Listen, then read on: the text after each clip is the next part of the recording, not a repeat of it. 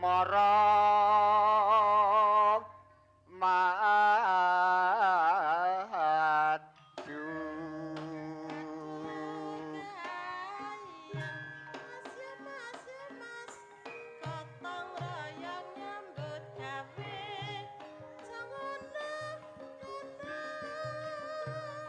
apa sira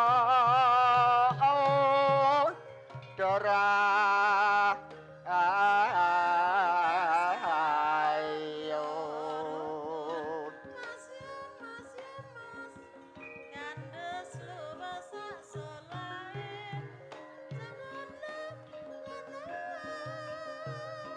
kapye angganmu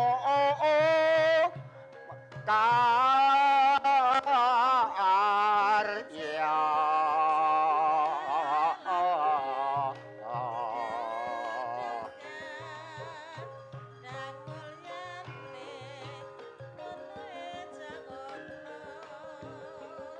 matur sira aden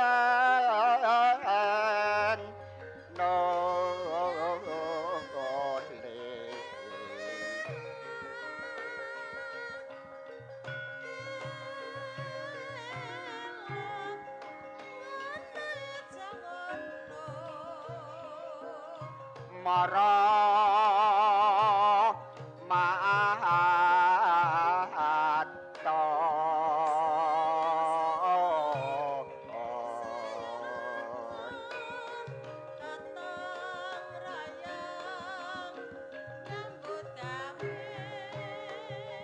matur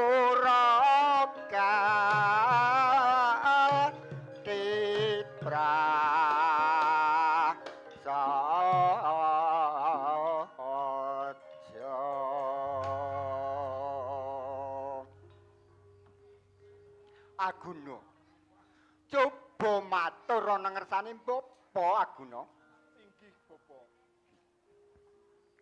pareng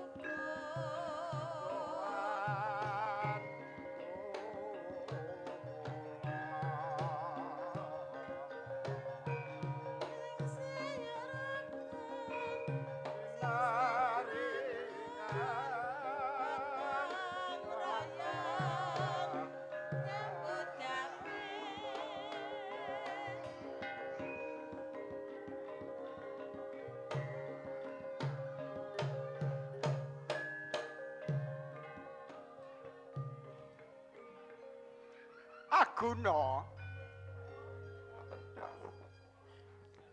tak tampa sungkem pangabetimu ora mung puja pangestune Bapa Tampanana Aguna pikantuk berkah pangestu dalem Bapa pinaringan wilujeng Aguna anggenipun marak sowan wonten ngersanipun Bapa ya Aguna.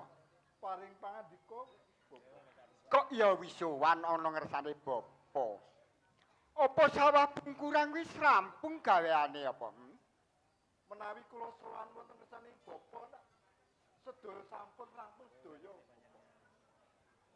Ingkang agen kula guna nyambut damel wonten sawah.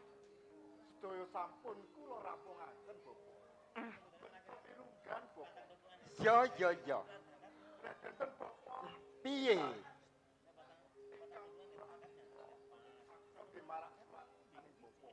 Ya. Nanging ngene aku. Tak sawang saben dina iki kok kadangmu gangsing urat. Katon ngono ana ngendi? Grinsinge ana ngendi? Menawi Kang Mas Grangsing. Paten piyantinipun dugal. Dadi ora nyambut gawe karo sliramu ngono apa? Wong kula nek nyambut damel gampang. Tangan-tangan Grangsing ngertui sawah. Nuweni tetanduran. Wis Iya. rasane panen apa dereng, Bapak? Nek wis ketok arep panen, wis gage wae arep didol, Bapak.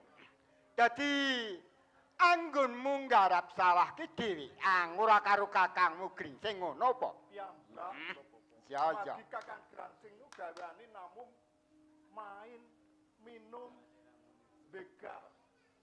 Niku pados duit sing paling gampang. Ning rusoi tanggane tangga tepat. Aguna. Yo sing jeneng tumindak kaya ngono kuwi aja kok ditiru. Aja kok ditulat. Jalaran kuwi tumindak kliru, Aguna. Boten Bapak menawi Aguna menika derek miturut dawuhe Bapak. Menapa ingkang dipun dawuhaken dhateng Bapak kula namung derek. Jalaran ngene Aguna. Kuwi iki tak gadang-gadang kaya ngopo to? Besok sak surute bapa kuwi ngenteni ana ing percabaan kene. Nggih Bapak. Nggih kula nyuwun dhateng Bapak menika mugi-mugi Bapak niku yuswanipun ingkang radi dangu. Iya.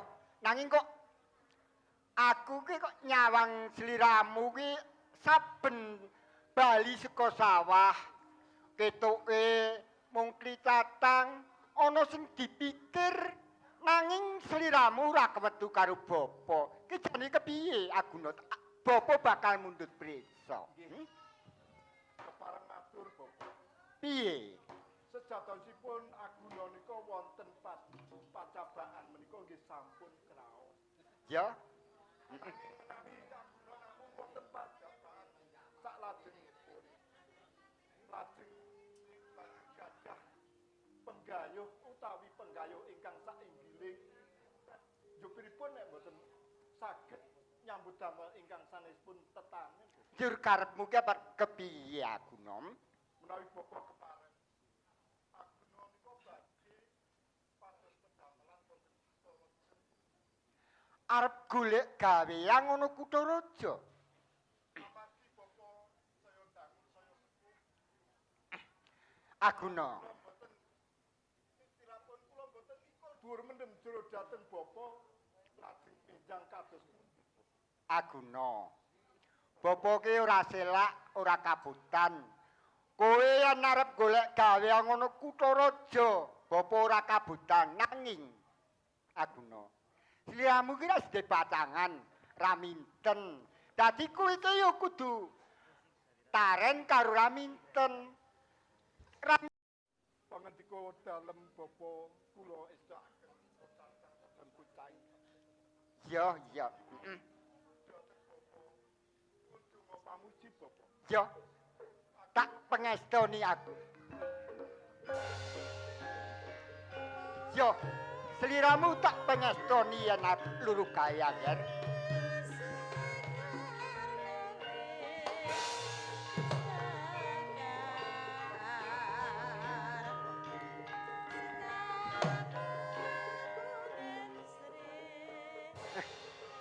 Agung. Bopo bakal minta kanugraning Jawata kaya apa kowe bisa oleh gaweyan.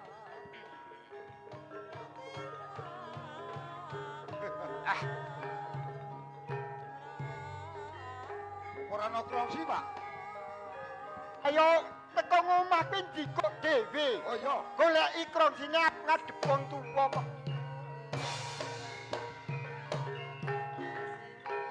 Lenggake niki. Iya, Pak. Omah kok krongsi kok ora ana ki piye jane? Kowe iki jane iki saka ngendi, Gringsing? Wis sawetara dina kok ora katon bali. Apa bapak ora ngerti apa? Aku ora ngerti kepriye to. Nek wong tuwa ki kudu tanggap sasmita, Pak. Ya nek ngerti anake lunga pirang-pirang dina. Njur ora nang omah ki lak kudune ki goleki. Nang di anakku lak kudune ngono to, Pak. sak ngertine aku kuwi kowe iki ngrewangi nyambut gawe ana sawah bungkuran kae lho. Ngewangi Aguna sak ngertiku. Ning jebul kuwi aturi Aguna jare ora tau melu nyambut gawe. Kuwi iki jane iki ngendi to? Wah, ngene, Pak. Kepiye? Lunga aku saka omah. Aku ke gaweane iki ora ngerti, Pak. Boto aku ki. Gandeng aku ke Bali. Duitku ke entek, Pak. Njur aku kan njuk duit apa? Dadi wong-wong ing tangga omah kono mau padha kating treblung yen ngomongake Gringsing ke gaweane botohke tenan to. Iya ya. Ning kala mangsane iki aku ke ya menang Pak nggone botoh. Ning Ya. gandeng saiki iki aku ke entek pawetane. Mongko aku ke tanggungane akeh, Pak. Njur aku ke Bali arek njuk duit. Gringsing, Piye, Pak? ya jeneng wong tuwa ke ngendikane ki mbok ya digugu. Lelakon sing kaya ngono ngabutuhan kuwi ala. Sepisan menang. Kaping pindho kalah apa dhuwitmu rantek. Kamangka aku ki krungu tangga desa. Jarene kuwi iki ora ming botoh nanging uga gawe kisruh ning tangga desa ngoyak-oyak bocah wadon. Ayo kala mangsane aku ke nek piye ya, Pak? Wong aku ke wis Joko wis tuwa. Yo. Yen ana prawan sing ayu lak aku ya kepencut. Ya Ora nek seneng ya tak. rumangsani Joko tuwa ke wong ki ndek pikiran. Ngendi sing bener ngendi sing luput Gringsing. Ora kok ngawur bawar. Rayongi semake bapa to. Wis ngene Pak aku tak Kepiye? sing baku aku ke teko njaluk duit. Bapak ke ora ndek duit. Dalaran pepanenane adimu ke angger cukup dipangan ijazah titik tak dol duitmu karo kowe jikuk Bapak ora duwe duit. dan blas ora ndek duit. Ngene Pak yen bapak ora duwe duit. Piye? Sawah sing kidul ke tak dol ya, Pak. Oleh to? Sawah kidul tak dol. Sawah Iya. Oleh apa ora? Gringsing. Bagahamu sing kidul ke rak wis sing kono ke rak wis didol to. Kowe kari bagahane adimu Aguna kok kowe kok ndok arep abdol sawah barang ki kepriye kok saya ngaya wara to. Yen sawah ora wis didol. Omahe Pak tak dol. Kowe iki kok Piye? Aku ke doyak-oyak. Njur Bang bapak. ide. Bapak nek bali saka Tegal kon bali rindi Gringsing. Kowe iki kok Pak. jan. Bapak ke nek ora gelem ngedol sawah utawa gelem duwe duit. Yo. Ya tak dol. Ora oleh to? Ora oleh. Sawah didol ya ora oleh kuwi bagane adimu. Apa bapak ora isin yen anake doyak-oyak bang cicil? Ning rak salahmu, ora salahe bapa. Unjur tak arep tagih Ya njaluk senajan wong tuwa ki karo anak tanggung jawab Gringsing. Keposo bapak oleh. Ning nek tumindakmu ki apik. Nek tumindakmu ki ora becik, bapa ki ya rumangsa lingsem kok. Ning kok nek kon nanggung tanggungmu leh doyak-oyak wong leh kowe duwe tanggungan. Ah, Dalaran sawahmu ki wis didol. bapak ora ngrumasani dadi wong tuwa, anake tetangisan. Doyak-oyak wong nggone kokean utang, mongko bandane tak ganyatang oleh. Ning bapak pesen oleh. Dalaran ngene, Gringsing. Piye? Yen sawah tak ulungake, sliramu meneh. Padha karo aku ki momong bocah loro ki mban tindhe mban siladan. Kowe dimban sing adimu rumangsa mangan siladang apa ora kelegeng. Kowe Iki kepesa bapak ora ngewehi duit karo aku. ora. Baturan aweh didol. Ora. Tenan, Pak? Iya tenan. Ah, iki sing jaluk. Pak! Aduh. Iki sing jaluk, Pak. Gingsing. Kowe iki kok ya tegel tenan karo bapak. Boyo tumindak Pak. Ojo Kebangetan kowe yo. kuwi yo Gringsing.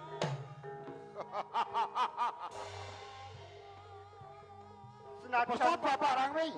aku ora bakal ngulungake omah sak sawah Gringsing. Kepesanan. Ora ngewehi. Iya.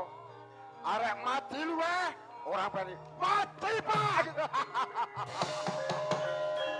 Tinggal, Pak.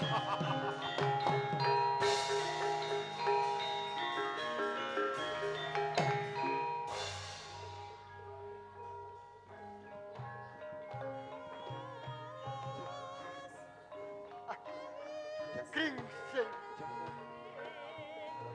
Kowe iki kok tumindakmu kok nelongso. Karo bopo kok tegel tenan miloro Gringsing. Iya.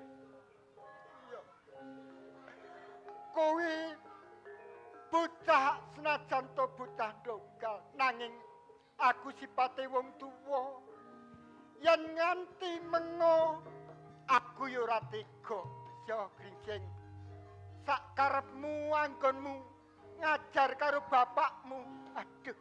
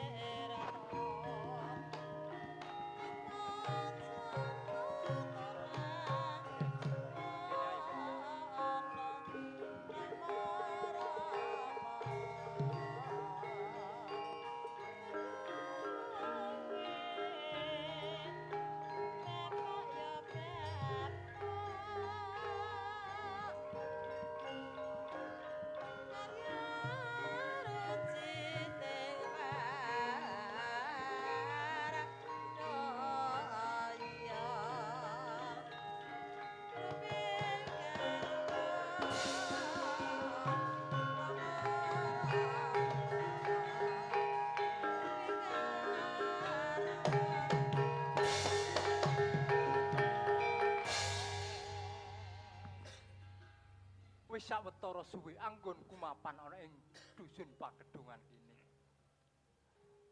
Ananging aku rumangsa ngrasakake yen panguripan ana ing dusun Pakedongan kene kok ora ana kemajuan blas ki yo piye carane ya.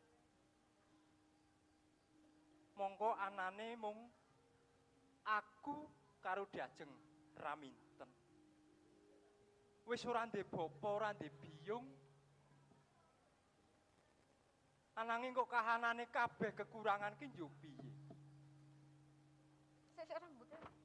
Ben aku bisa entuk pagawean kang trep bisa ngasilke pakaryan utawa kasil aku kudune metu saka dusun Pakedongan kene. Ananging yen tak tinggal Diajeng Raminten ya karo sapa? Kok grelengan dhewe ki ngapa to, Kang? Lah sliramu ki ning mburi ki ya ngopo? Kok ya ora nyedak mrene marang pun Kakang, Diajeng? Wong wedok nang mburi kok ngapa ya gegodhog, ana kimpul tak godhog, ana tela tak godhog, ana watu. Kok watu? Nek watu ki ya ora digodhog kok ya. Lah ya nek nggodhog watu ki ya sing arek maem ya sapa? Karang ora ana apa-apa, anane watu ya teko tak ge hapus-hapus to, Kang. Sampeyan ki wong ning Tegal lek kudune ki amek telo paling ora. Lah iki kok sampeyan ki kok ning Tegal kok ora nggo bali apa-apa ki gek kon gegodhog. Aku ki rumangsa rasane atiku gelo banget. Jalaran anggonku nenandur, tetanduran sing tak tandur sakwene kuwi wingi ana pagebluk gedhe. Ana angin udan angin dadi lombok iki ngloyok ambruk dadi gogrok ngono jare. Ora sah nelongso to, Kang.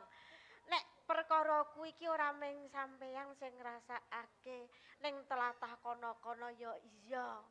Kabeh do ngalami kuwi kok ya. Sing trima, sing sabar. Trimoke ya trimo to ora minten. Pun kakang kuwi ndek adi sliramu. Mongko sliramu kuwi saakir dewasa. Mongko bapa biyung ya wis ora ana. Sing tanggung jawab aku marang sliramu kuwi aku jare. Aku ngerti Kang Langkir. Mula saka kuwi aku kandha tak kon sabar ki lak merga sing tanggung jawab uripku ki lak ya ming kowe to, Kang. Ya bener to Raminten.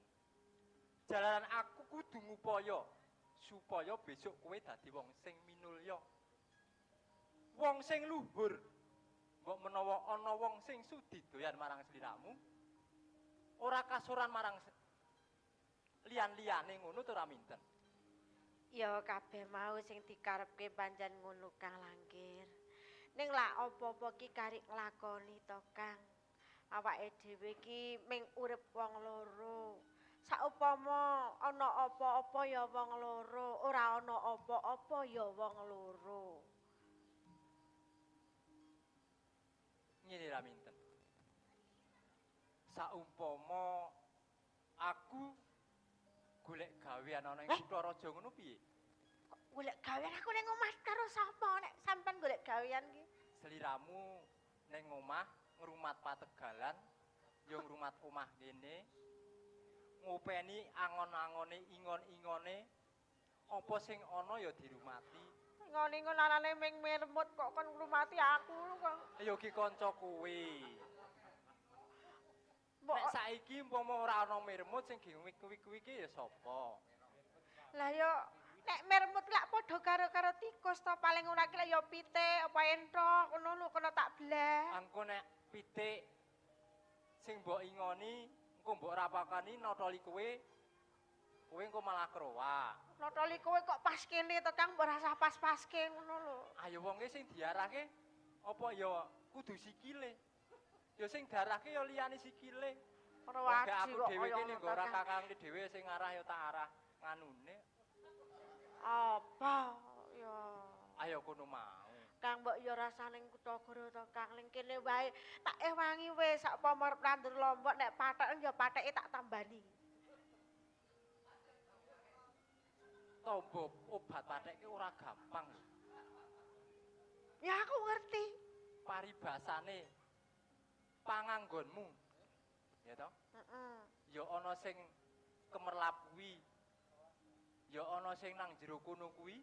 Kok nang jero barang. Ayo maksude ki nek sing gawe ngrungkep iki digadhekake, gawe tuku obat patheke ora mari jare. Ya nek iki ngono ming regane ming pira kon tuku pathek iki lho ya pancen ya ora pas. Ngene lho Kang. Paling ora ki lah ya nek duwe apa ya cara-carane ki ya simpenan sing ya cara wong saiki ki Mas batangan ngono lho. Kae lak kena gawe werna-werna. Ana wong gak pome batangan to wong gek cilik ya ra duwe. Heeh piye. Nah awake dhewe kok nganti nyimpen mas batangange ya sing arek ditukuke ya.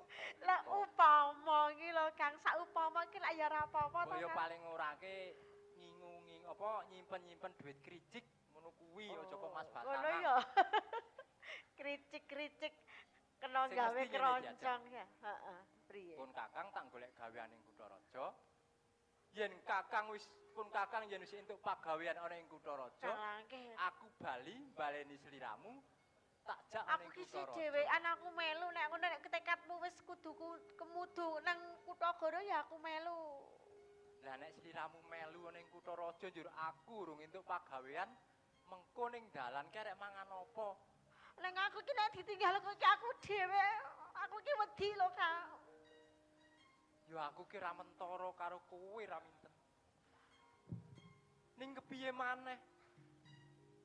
Mergo kahanane awake dhewe sing kabeh mau kekurangan jan. Kang, mbok ya wis to, aja kutha-kara. Tangga teparu lak ya butuh tenaga macul to. Macul-macul nggon tanggane. Pun kakang ki nek kon macul ya boyoken Dik Raminten. Wong nom kok boyoken lho. Ya karepe Bojo ki urung duwe kok wis lara golek boyoken. pagawean ning kutha raja ki ya dadi kusir-kusir jalan. Tegese ki dadi supire jaran-jaran ki lho. Oh, Nek kon kayak jenenge macul pun kusir. kakang wis ora betah. Ya nek ning kutha Goro ki ya dadi prajurit to Kang kok leh kusir ki lho. Ayo kabeh mau ki kan mbok menawa nek pancen bejane pun kakang aku ki ya oleh pagawean kang becik iso dadi punggawa ing kraton Lah ngono utawa kuwi. kadipaten Blambangan. Dadi nek angen-angen ki sing dhuwur, angen-angen kok cendhek ki lho. Lihat ning kono-kono ki ya sing dhuwur angen-angene. Kok ya. Ngene Diajeng. Aku awit maesuk nganti yahene gurung makem. Urung to Kang? Heeh. Mbok tulung Ya. kakang goleke makeman unjukan. Aku ki sing Saanane. ndek apa ya Kang ya? Wis Turang tak kimpul eling-elinge wingi. sik. Nek kimpul wis tak pangan Kang. Anane aku ki duwe siji Kang. Apa kuwi? Turahan wingi nyadran ki lho. Bak pau.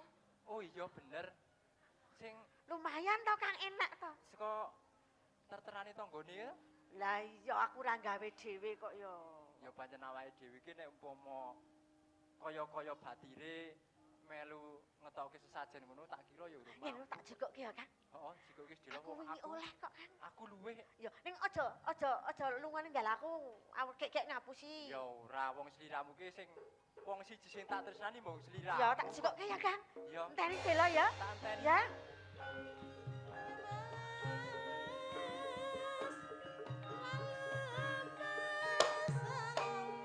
Diajeng Raminten. Sing gedhe pangapuramu Diajeng. Jalaran aku yen ora golek pagawean ana ing kutha raja. Panguripan ana ing dusun Pagedangan kene mesti ora ana kemajuan meneh. Yo. Senajan tok piye maneh aku kudu tega. Tak tinggal di ngapura Diajeng. Diajeng aku njaluk pamit. Nawangke. Kan? Kene dina.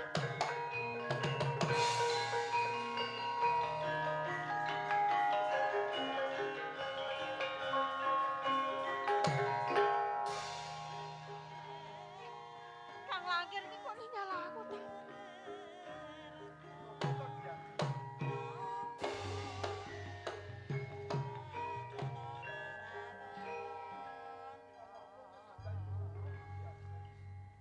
Ki ngene lho Kang. Kakangku Langkir ki lak mau kondo arep uru gawean. Aku arep melu ra oleh. Ning tekan gone Pak kon juke panganan diwasakku oleh snack apik-apik malah ora gelem. Malah ninggal aku tak pangane dhewe wae nek ngono.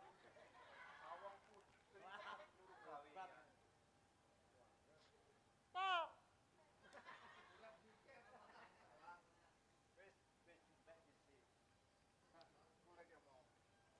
Kang Aguna. Sampeyan yo gelem to? Yo gelem wae. Gelem yo ngono.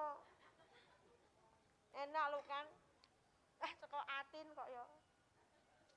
Kene lungguh Kang. Namburi darah wis entek aki. Aku ki kan omong-omong aku ki dikira belum duwe pacangan to Kang. Jadi aku ya meneng wae karo Kang Langkir, aku ya tok urung duwe ngono wae, wong aku ya urung tak kei ngerti Kang Langkir nek aku wis duwe. Kenapa kok ora sing Wah, pedes banget Kang. lombok siji seklus pisan. Kadang tak kira ki nek Lombok ki legi jebul pedes. Ya ora ana lombok legi. Ya, entek ki. Ora Kang, wis aku. Terus piye iki Kang aku ki ning omah dhewe saiki lho. Yo mek ning ngono wae. Wong kang langkir kuwi padha wae nek loro gawean. Ya aku ngerti nih nek aku njur wong loro karo sampean ki lak ya aku isih nek di sumur pita nggo teparo kae. Do ngerti aku ning omah wong loro karo wong lanang moko udu apa-apane ngono lak ya isin to Kang. Nek ora aja ngerti nek awak dhewe dipacangake. Mula kuwi kok urung-urung resmi kok wis runtang-runtung ngono iki aku ki moko aku serande wong tua ki gak aku dikira wadon napa ngono lho Kang. Ya sing penting tangga teparuh ki ora mangki gatek. Sing penting awak dhewe iki padha sing bener. Ngono ya Kang Aguna. Iya. Ya wis nek ngono aku manut kowe sing tanggung jawab kowe ya nek ana tangga teparuh sing kandha piye-piye aja tok dinengke wae. Nek Adiraminten ki tresno tenan karo kan aku. Ya nek nggon tresno ki aku ya tresno kapan tah aku sanding karo wong lanang liya. Yo aku percaya. Nek jen tresno tenan karo aku. Sepiro gedene katresnan marang aku. Aguna. Wis mbiyen bebarengan kok isih njaluk tandha katresnan wae to Kang. Mbok ya sok nek wis resmi dadi bojone ngono piye to? Aku ki gek wegah kok. Alangkur lagi ninggal aku we. Nek duwe garwa karo Adiraminten. Yo aku urung digawean anane ning Sobo Sawah yo.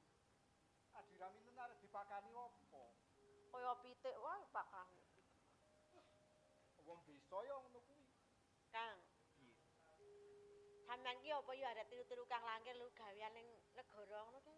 Ning kutha Goro Adoh ngono Kang? Ayo mbok menawa aku iso dadi prajurit.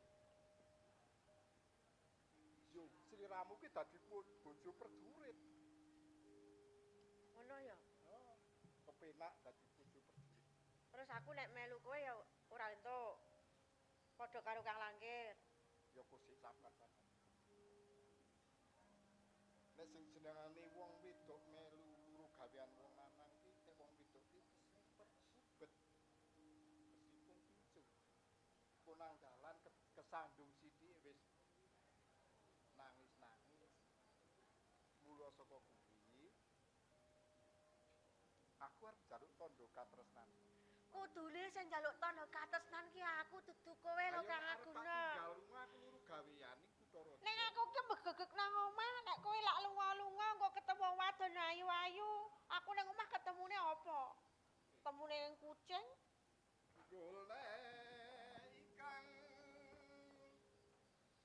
kaya ngapa iki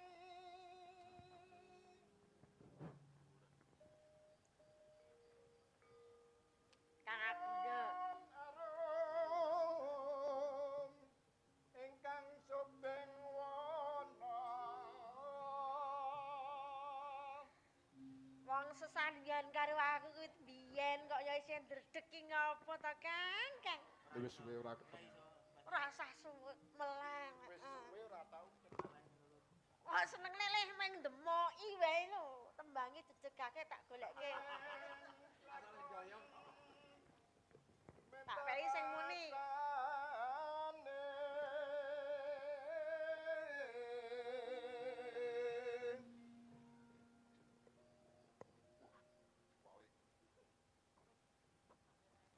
Benerke sing pas. Tresno ingkang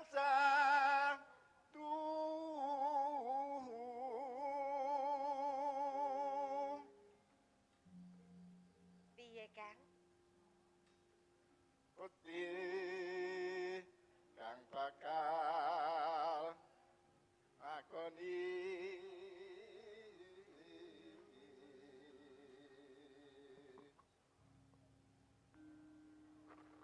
samparan pindha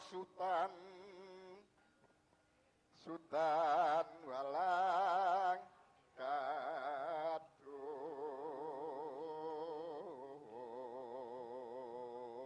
Apa ya ngono? tenan dian sura gedhe kadya kentang kendange sapa? Kuwi paribasan. Oh, paribasan. Tak kira kentangmu didol. Lah nek ndur kentang ora didol ki yo piye kaya? Dadan wonten wilangan pating glending supaya datan kudang Biar lewat aduh kelingan kebot kae biyen tak gelenan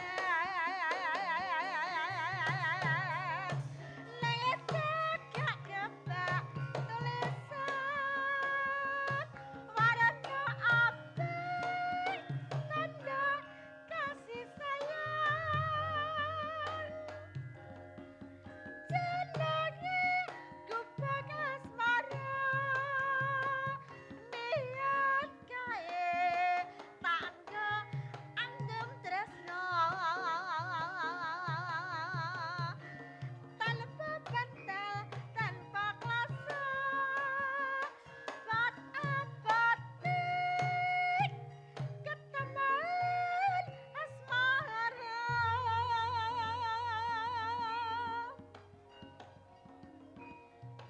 Kepok kae nyimpen wati wiwit biyen tumeka saiki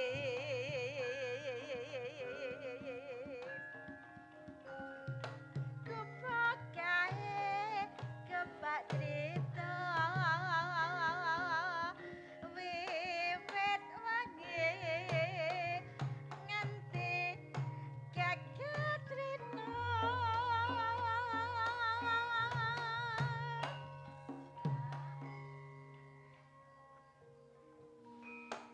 iki lak gambar awake dhewe mbiyen gek nang sawah kae to Kang sampeyan tak kirim wedang karo apa kae jenengane sing dipendem ki lho Kang. Ah, kono malah genah. Kono muni polo, pendem kok polo. polo yo ora enak Ora enak. Sing di Sindal. dipendem mergo kentang meneh. telo kentang kuwi Dipendem mergo dibenem lho Kang. Yo dikeriki lang di oh telo benem lah kimpul benem. yo kimpul benem ireng-ireng Lah kaya sampean apa kaireng kuwi petengmu wae sing gedhe ta Kang. Gajuke to Kang sak pada Kang. aku ora iso Wah iya apa? ora iso Wong karo critane wae dhewe kok lali. ora iso Lah ya nang gubuk asmara ke lho Kang. anak sawah ora gubuk asmara Lah apa? gubuk asmara hotel Wah iya apa? Ngerti wae iki lho. aku kan tulisan hotel-hotel ini Senengane kok ngono. Tetetet sajroning ati dadan lentur saya berarti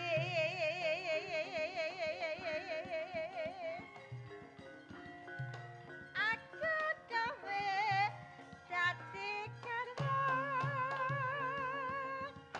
margan larat nang kebak asmara Kang Aguna piye Dian percaya kan katosanku to saiki ning paripeksa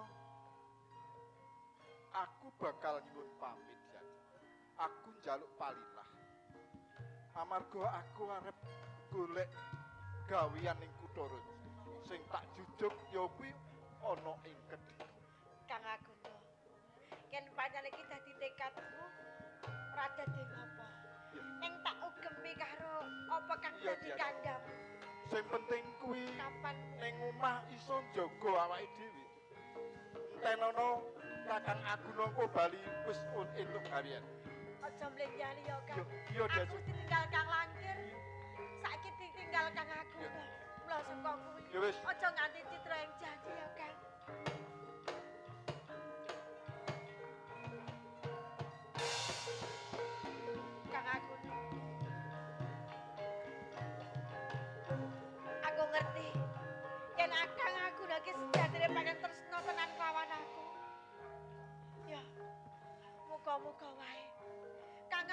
enggal entuk gawe. Kang Langkir semono uga. Aku tak toto-toto ning mburi kae sih pating kepiar, pating bedatar. Asasar tak asahi kae, tak asasal wae dhisik.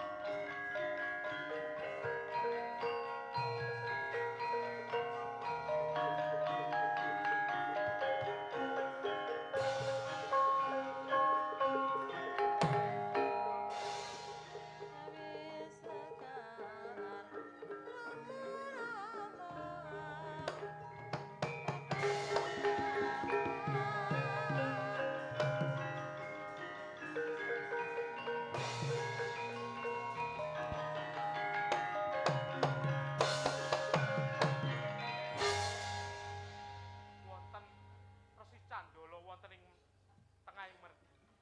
Badhe tindak mendirsi. Aku iki diutus karo Kanjeng Adipati. Kepripun? Diutus metukake marang sliramu anggone nglamar ning kraton Kediri apa entuk gawe apa ora? Boten pikantuk. Lah priye kok ora entuk? Dipun tampik ajeng panjenengan sampun mangertos watak wantune kula. Dados paprangan ageng. Banjur Inggih, kula piyambak nggih kawon. wah dadi patih ora deles. Nggih sampun deles nanging nggih Ora kurup, kirang sekti. ora kurup karo awake gedhe. Wetenge gedhe. Lajeng monggo miturut pamanggih panjenengan dalem kados punika porsi. Saiki sowan ana ing ngersane Kanjeng Adipati ning Tuban, ana ing Blambangan. Ayo bebarengan sowan ana ing Monggo kula dherekaken.